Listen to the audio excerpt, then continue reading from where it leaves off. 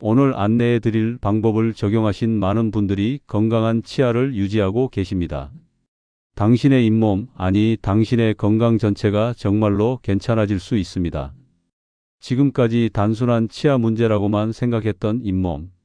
양치할 때 조금 피가 나고 이가 시릴 때 한두 번 찡그렸던 그 증상이 사실은 당신 몸 전체를 서서히 망가뜨리는 전신염증의 출발점이었다면 믿으시겠습니까?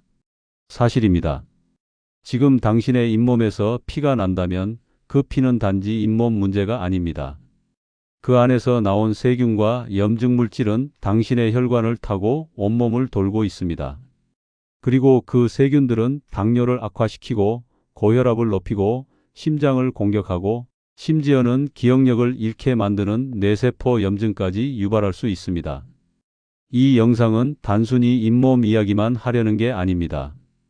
당신의 수명, 당신의 기억력, 당신의 노후 삶 전체를 지키기 위한 경고이자 해답입니다.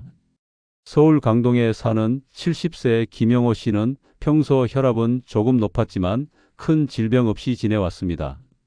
그런데 최근 들어 부쩍 기억력이 떨어지고 무기력하고 말수가 줄었습니다.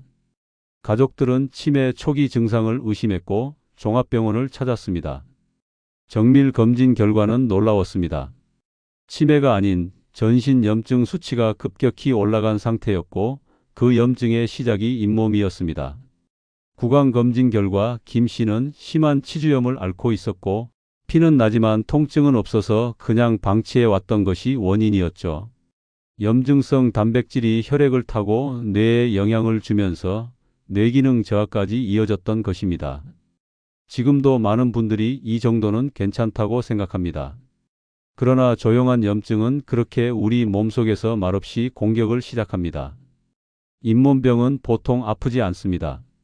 그래서 무섭습니다. 이쯤 되면 많은 분들이 이렇게 말씀하십니다. 잇몸이 나빠서 병에 걸린다니 조금 과장된 거 아니에요? 하지만 사실은 이미 전 세계 의료계는 잇몸 질환을 전신질환의 위험 요인으로 명확히 분류하고 있습니다. 국제치주학회 연구에 따르면 중등도 이상의 잇몸병을 가진 사람은 심혈관 질환 위험이 2.5배, 뇌졸중 위험은 3배, 폐렴 발생률도 4배 이상 높습니다. 국내 건강보험공단 자료에서도 치주염을 방치한 사람들은 치매 발생률이 유의미하게 높다는 보고가 계속되고 있습니다. 그런데 문제는 잇몸병이 오랜 기간 동안 아무런 증상 없이 진행된다는 점입니다. 아무렇지 않게 넘기다가 어느 순간 치아가 흔들리고 뭔가 씹기 어려워지고 결국 뼈까지 녹고 치아를 하나 둘씩 잃게 됩니다. 그리고 그게 전신 건강이 무너짐과 함께 일어나는 겁니다. 사실 나이가 들어 치아가 흔들리는 건 자연스러운 게 아닙니다. 정상적인 관리를 했다면 70, 80세가 되어도 자연 치아를 그대로 유지할 수 있습니다. 그런데 왜 우리는 대부분 치아를 잃게 될까요? 바로 잇몸에 대한 무관심 때문입니다. 사실상 모든 노년층 잇몸 문제는 노화보다 무지와 방치에서 비롯된 겁니다. 지금도 많은 분들이 양치만 열심히 하면 괜찮다고 믿습니다. 그러나 잇몸 건강은 단순한 양치로는 해결되지 않습니다. 치아 사이, 잇몸 경계선, 혀 안쪽, 잇몸 아래쪽 깊은 곳에 쌓인 세균은 단순한 칫솔질로는 제거되지 않습니다. 그래서 치간 칫솔과 정기적인 스케일링, 치실 같은 도구가 필수적인 이유입니다. 66세 장혜정 씨는 평생 큰 병 없이 살아왔습니다.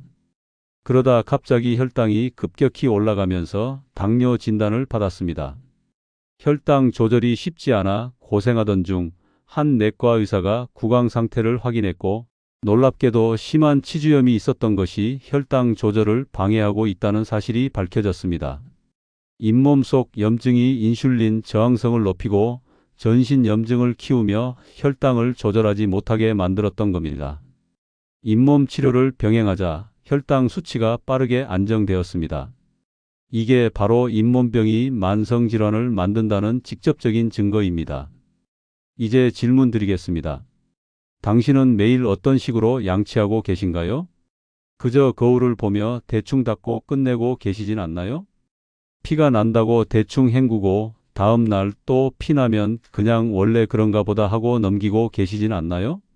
그 작은 피 한 방울이 뇌졸중으로 이어지고 치매의 원인이 되고 폐렴의 시작이 되며 심장의 염증을 부르는 씨앗이라는 걸 모르고 말입니다.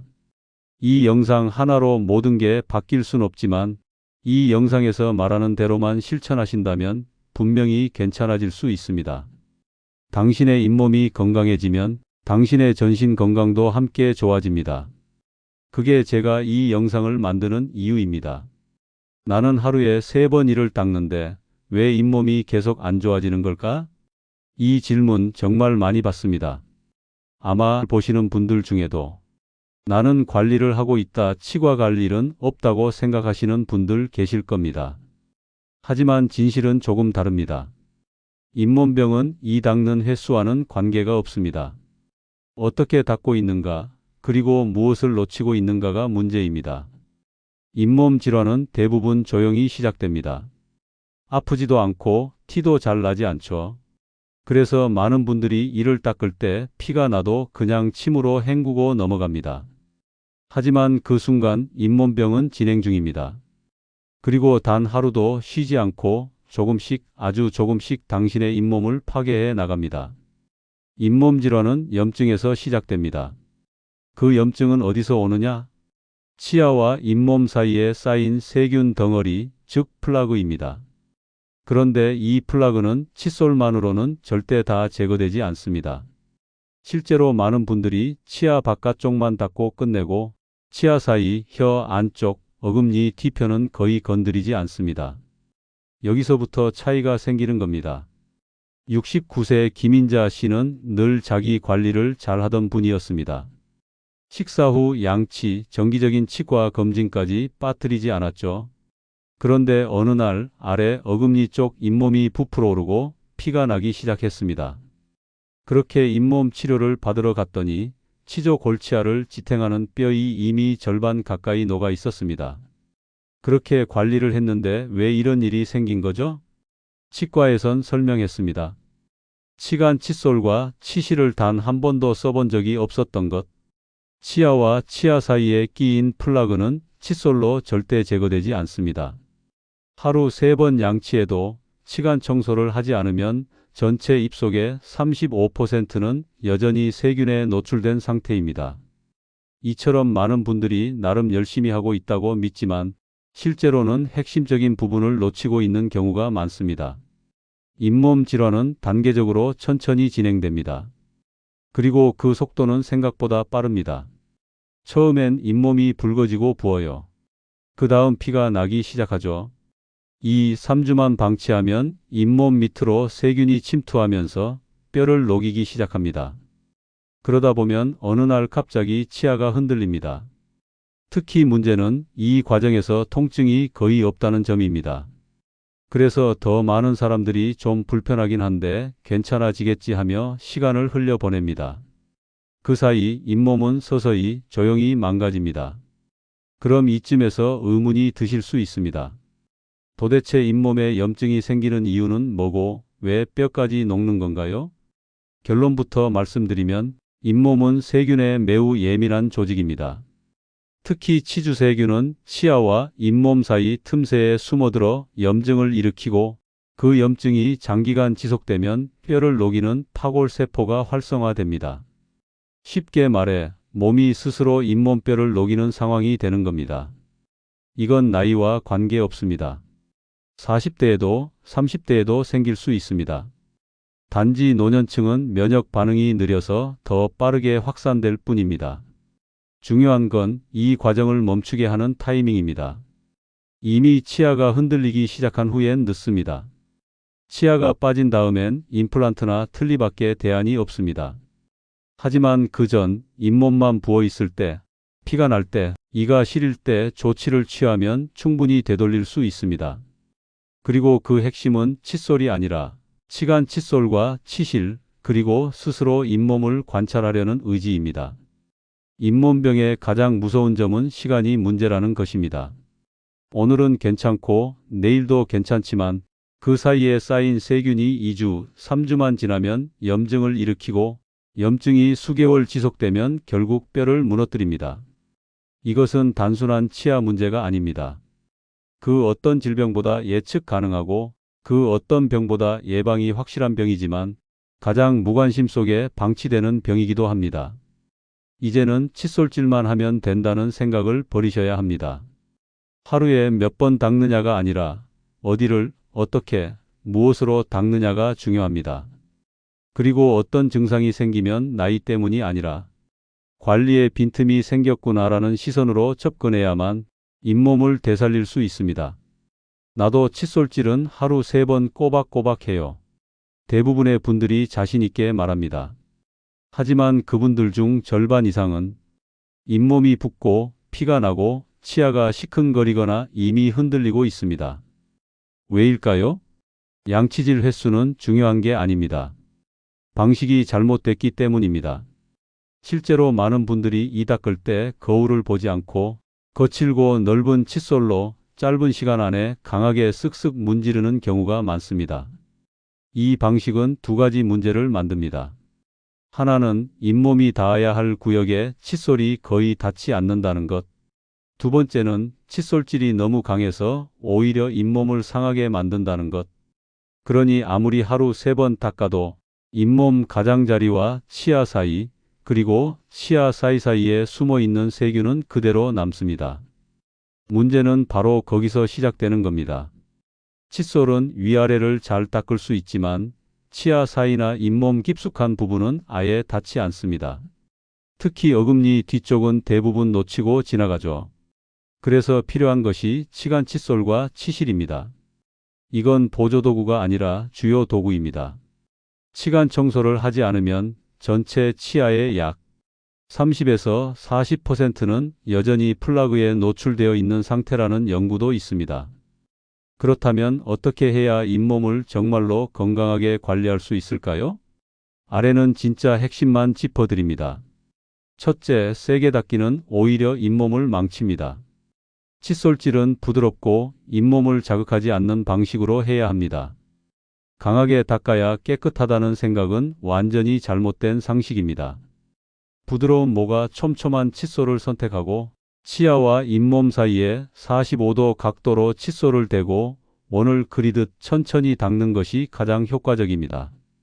그리고 무조건 거울을 보면서 닦으셔야 합니다. 거울 없이 닦는 양치는 손에 익은 동작만 반복하는 습관일 뿐 제대로 닦이는 부위는 늘 한정적입니다. 둘째, 치간 칫솔과 치실은 매일 사용해야 합니다. 잇몸병은 대부분 치아 사이에서 먼저 시작됩니다. 여기에는 음식물 찌꺼기, 세균, 플라그가 쌓이기 쉽고 칫솔로는 절대 닿지 않죠. 치간 칫솔은 치아 사이 공간이 보일 정도로 넓은 분들에게, 치실은 치아 사이가 촘촘한 분들에게 적합합니다. 많은 분들이 귀찮다, 시간 없다고 하시지만 하루 2-3분만 투자하면 수백만 원짜리 임플란트 치료를 막을 수 있습니다. 많은 분들이 손이 떨려서 치간 칫솔을 쓰기 힘들어 하셨습니다. 그래서 손잡이가 굵고 미끄럼 방지 처리된 제품으로 바꾸셨더니 한결 사용이 쉬워졌다고 하셨습니다. 요즘은 노년층을 위한 전용 제품들도 많습니다. 치간 칫솔은 손에 힘이 없어도 사용할 수 있는 구부러지는 타입, 치실은 손에 감지 않아도 되는 플러서 형태가 나오고 있죠. 문제는 제품이 아니라 관심과 시도입니다. 셋째, 혀 닦기와 구강 세정도 필수입니다. 혓바닥에도 세균이 많다는 건 잘 모르시는 분들이 많습니다. 특히 입냄새가 자주 나는 분들은 대부분 혀에 백태처럼 세균이 덮여 있는 경우가 많죠. 혀 전용 클리너나 부드러운 칫솔 뒷면으로 혀 중앙에서 바깥쪽으로 천천히 닦아주면 잇몸 건강에도 도움이 됩니다. 그리고 입안이 건조한 분들은 가글보다는 물 자주 마시기와 침샘 자극이 더 중요합니다. 가글은 오히려 점막을 자극하고 너무 자주 사용하면 오히려 해로울 수 있습니다. 또 한 가지, 일상에서 실천할 수 있는 간단한 예방법으로 무설탕껌을 씹는 습관도 잇몸 건강에 도움이 됩니다. 무설탕껌을 씹으면 침 분비가 자연스럽게 늘어나 입안의 산성도를 낮추고 세균과 플라크가 치아와 잇몸에 달라붙는 것을 줄여줍니다. 실제로 자일리톨 등 대체 감미료가 들어간 무설탕껌은 충치균의 먹이가 되지 않을 뿐 아니라 세균의 증식을 억제해 잇몸 질환 예방에도 효과가 있습니다. 여러 연구에서 무설탕껌을 꾸준히 씹는 것이 충치뿐 아니라 잇몸 염증과 치주 질환 예방에도 긍정적인 영향을 준다는 결과가 보고되고 있습니다. 식사 후 양치가 어렵거나 입안이 건조할 때 무설탕껌을 잠시 씹는 것만으로도 구강 내 환경을 개선하고 잇몸 건강을 지키는 데 도움이 될 수 있습니다. 잇몸 관리는 단순히 양치 횟수를 늘리는 것이 아닙니다. 어디를 어떤 도구로 어떻게 닦느냐가 전부입니다.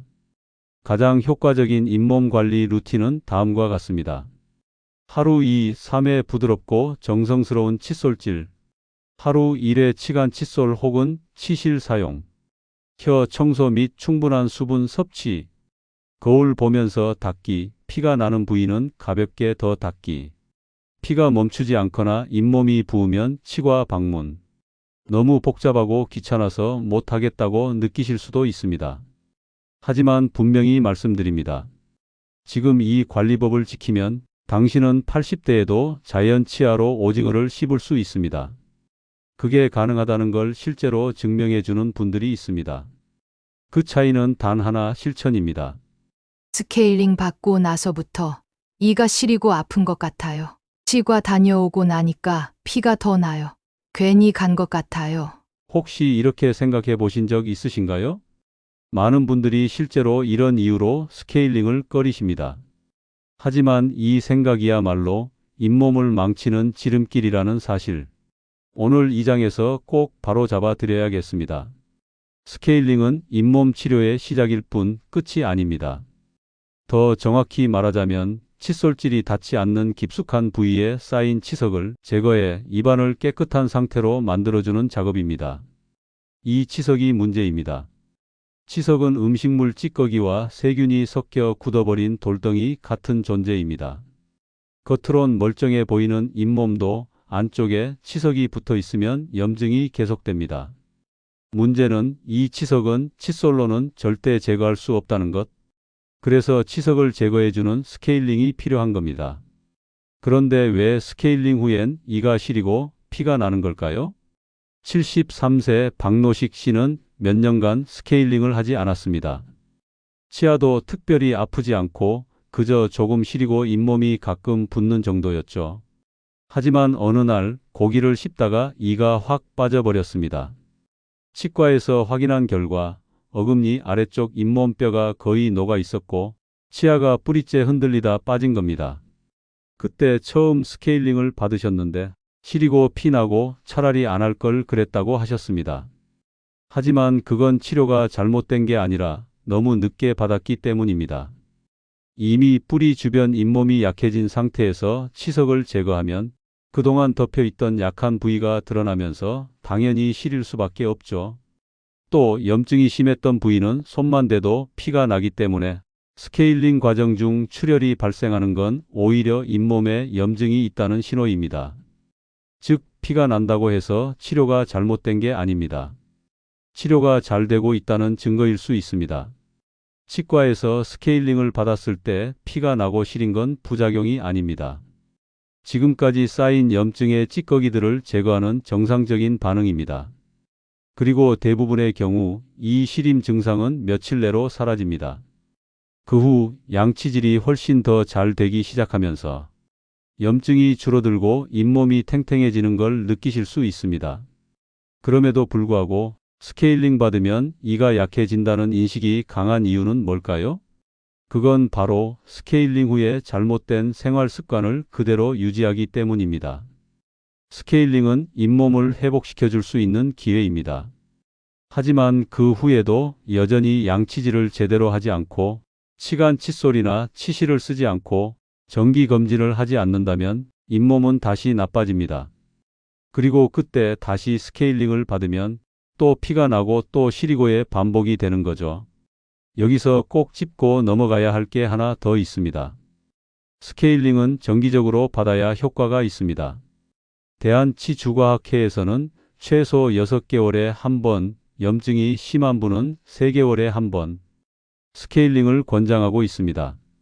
특히 노년기에는 치매 분비가 줄고 손의 움직임이 둔해지기 때문에 입 안 관리가 어려워져서 세균이 더 빨리 번식할 수 있습니다. 그래서 더욱 자주 규칙적인 스케일링이 필요합니다. 북구에 사는 70세 최영희 씨는 매년 건강검진처럼 스케일링도 한 번씩 꼭 받으십니다. 초기엔 시리고 피도 나서 불편했지만 2년쯤 지나면서부터는 이제는 시림도 없고 양치 후 입안이 훨씬 개운해졌다고 하셨죠. 무엇보다 이후로는 잇몸이 붓거나 피나는 일이 없어졌다는 것, 이게 바로 스케일링의 효과입니다. 스케일링은 약이 아닙니다. 치유라기보다는 환경 정리입니다. 입안에 쌓인 세균의 집을 무너뜨리고 건강한 양치와 관리가 효과를 낼 수 있게 길을 닦아주는 과정입니다. 그리고 이 과정을 거친 후 당신의 생활 습관이 바뀌어야 진짜 치료가 시작되는 겁니다. 혹시 지금 스케일링 받았는데 별 효과가 없더라. 치료받고 나서도 또 나빠지더라. 이런 생각이 드신다면 스스로의 양치 습관과 치간 관리가 제대로 이루어졌는지를 먼저 점검해 보셔야 합니다. 스케일링은 시작일 뿐, 그 후에 삶이 바뀌지 않으면 다시 제자리입니다. 잇몸에서 피가 날 때 많은 분들이 가장 먼저 찾는 건 병원이 아니라 집에 있는 소금입니다. 옛날엔 다 소금으로 닦았지. 소금물로 몇 번 헹구면 가라앉더라고. 잇몸약 바르고 나니까 좀 괜찮아졌어. 이 말들 익숙하시죠? 지금도 수많은 분들이 이런 자기 방식의 응급처치에 의존하고 있습니다.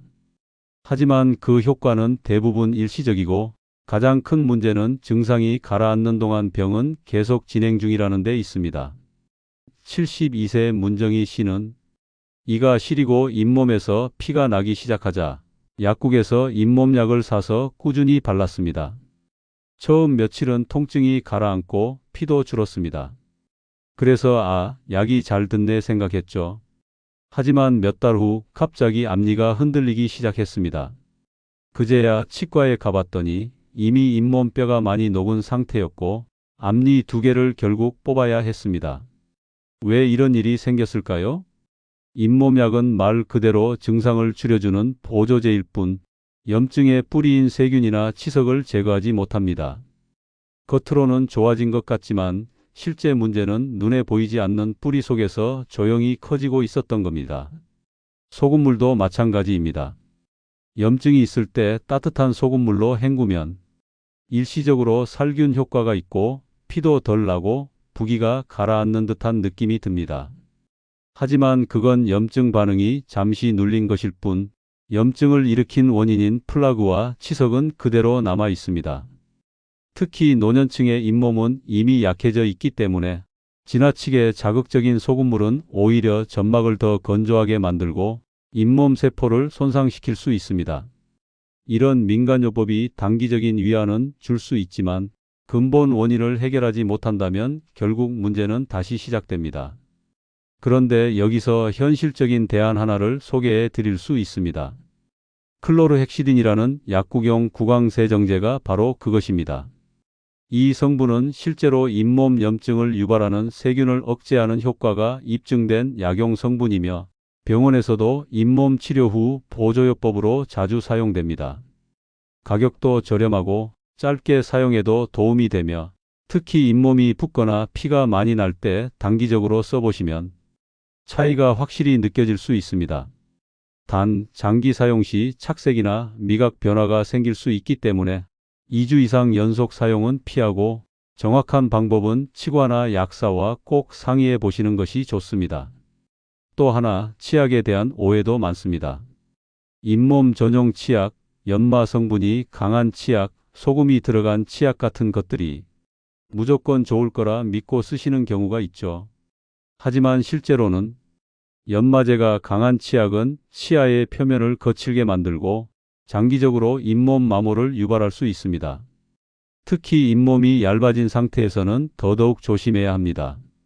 치약은 어디까지나 보조일 뿐 진짜 중요한 건 칫솔질의 방식과 도구입니다. 치약에 의존하기보다는 어디를 닦고 있는지, 얼마나 부드럽게 닦고 있는지가 핵심입니다. 이쯤 되면 이런 생각이 드실 수 있습니다. 그럼 결국 병원 가야 하는 거잖아요? 그런데 치료도 한계 있는 거 아닌가요? 맞습니다. 치과 치료도 완벽한 해결책이 되진 않습니다. 스케일링이든 잇몸 수술이든 결국은 치료 후 관리가 따라주지 않으면 재발할 수밖에 없습니다. 잇몸 질환은 완치라는 개념보다 평생 관리해야 하는 만성 질환에 가깝습니다. 한 번 치료로 끝나는 게 아니라 치료 이후에 내가 어떻게 닦고 어떻게 먹고 어떻게 관리하느냐에 따라 잇몸의 상태가 달라지는 것입니다. 실제로 75세 이석기 씨는 잇몸 수술을 2번이나 받고도 상태가 나빠져서 결국 앞니를 모두 잃었습니다. 하지만 알고 보니 치료 후에도 하루에 한 번도 치간 칫솔을 쓰지 않았고 양치도 늘 30초 안에 끝냈다고 하셨죠. 그분이 하신 말씀이 인상 깊었습니다. 병원은 잘해줬는데 나는 내 일을 안 한 거예요. 그렇다고 민간요법이나 잇몸약이 전혀 쓸모없다는 말은 아닙니다. 급성 염증이 있을 때 불편함을 줄이는 데는 분명 도움이 됩니다. 하지만 그게 해결은 아니라는 것. 그리고 문제는 많은 분들이 그걸 해결이라고 착각하고 치과 치료를 늦추게 된다는 데 있습니다. 그래서 오히려 증상이 심해진 다음엔 잇몸뼈가 녹아있고 치아를 뽑아야 하고 임플란트나 틀니 같은 비용 부담이 생기고 삶의 질이 떨어지게 되는 거죠. 이제 잇몸이 붓거나 피가 날 때 가장 먼저 해야 할 건 소금물이 아니라 내가 양치질을 제대로 하고 있는가, 치간 칫솔과 치실을 사용하고 있는가, 그리고 지금이라도 진단을 받아볼 필요는 없는가를 점검하는 것입니다. 그리고 한 번이라도 진단을 받았다면 그 후에 생활이 바뀌지 않으면 잇몸은 다시 나빠질 수 있다는 사실도 반드시 기억하셔야 합니다. 어차피 나중엔 다 임플란트 하잖아. 지금 좀 빠져도 괜찮지 않나요? 많은 분들이 이렇게 생각하십니다. 하지만 그건 큰 착각일 수 있습니다. 임플란트는 치아가 빠졌을 때 대안이 될 수는 있지만 절대 자연 치아를 대체할 수는 없습니다. 서울 사는 70세 유정길 씨는 몇 년 전 어금니 2개를 임플란트로 교체했습니다. 초반엔 튼튼하고 좋았지만 시간이 지나며 문제가 생기기 시작했죠. 잇몸이 붓고 시큰거리며 음식이 자꾸 끼어 불편했습니다. 검사 결과 임플란트 주위염이 생긴 상태였습니다. 자연 치아만큼 감각도 없고 세균에 대한 저항력도 약해져 있었던 겁니다. 임플란트는 금속입니다. 신경이 없기 때문에 통증 신호가 없고 문제가 생겨도 느끼기 어렵습니다. 또한 시간이 지나면 잇몸뼈가 조금씩 흡수되면서 임플란트 자체가 흔들릴 수도 있습니다. 무엇보다 중요한 건 비용입니다. 임플란트 한 개당 수백만 원이 들고 수명이 10년에서 15년 정도밖에 되지 않아 이후 또 교체가 필요할 수 있습니다. 반면 자연 치아는 한 번만 잘 관리하면 평생 쓸 수 있습니다. 감각이 살아있고 음식 맛도 더 잘 느껴지고 무엇보다 몸의 균형을 더 잘 유지해 줍니다. 그렇다면 어떻게 해야 자연 치아를 끝까지 지킬 수 있을까요? 핵심은 정기적인 검진입니다. 이미 관리만으로는 부족한 시기가 지나버렸다면 주기적으로 상태를 점검받고 사소한 문제를 초기에 해결해야 합니다. 치아는 겉으론 멀쩡해 보여도 속에서 염증이 자라고 있을 수 있습니다. 그래서 6개월에 한 번, 최소 1년에 한 번은 꼭 치과를 방문하셔야 합니다. 하지만 여기서 또 하나 중요한 질문이 생깁니다. 어떤 치과에 가야 믿을 수 있을까요? 좋은 치과의 기준은 단순합니다. 임플란트 등 고가 치료만 권하지 않고 자연 치아 보존을 우선하며 환자에게 충분한 설명과 시간을 주고 예방 중심의 진료를 하는 곳입니다. 진료 과정에서 급하게 치료를 유도하거나 질문을 꺼리는 병원이라면 다시 생각해 보셔야 합니다. 또한 동네에서 오래 자리를 지켜온 병원, 가족 단위로 오랜 기간 다니는 환자가 많은 병원은 신뢰할 가능성이 높습니다. 지금 내 잇몸 상태가 어떤지 내가 선택한 병원이 어떤 곳인지 이제는 스스로 확인하고 판단하셔야 합니다. 잇몸은 침묵합니다. 하지만 그 안에 쌓인 세균은 절대 멈추지 않습니다. 한번 잃으면 되돌릴 수 없는 자연 치아.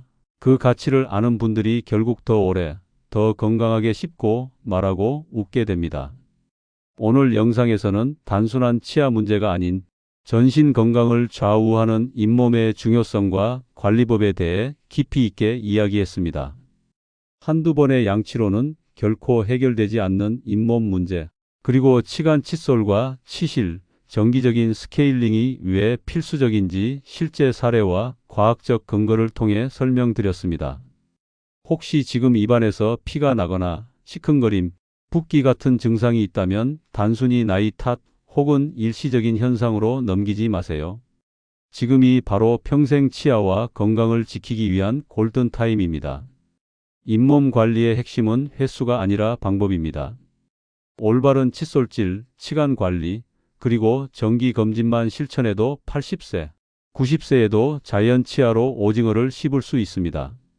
민간요법이나 잇몸약에만 의존하기보다는 오늘 알려드린 관리법을 꾸준히 실천해 보세요. 실제로 많은 분들이 이 방법을 통해 건강한 치아와 삶을 되찾으셨습니다. 이 영상이 여러분의 건강한 미래의 작은 변화의 계기가 되길 바랍니다. 궁금한 점이나 경험담이 있다면 댓글로 남겨주시고, 앞으로도 도움이 되는 건강 정보가 궁금하시다면 좋아요와 구독 꼭 눌러주세요. 건강한 잇몸, 건강한 인생. 지금부터 시작입니다. 감사합니다.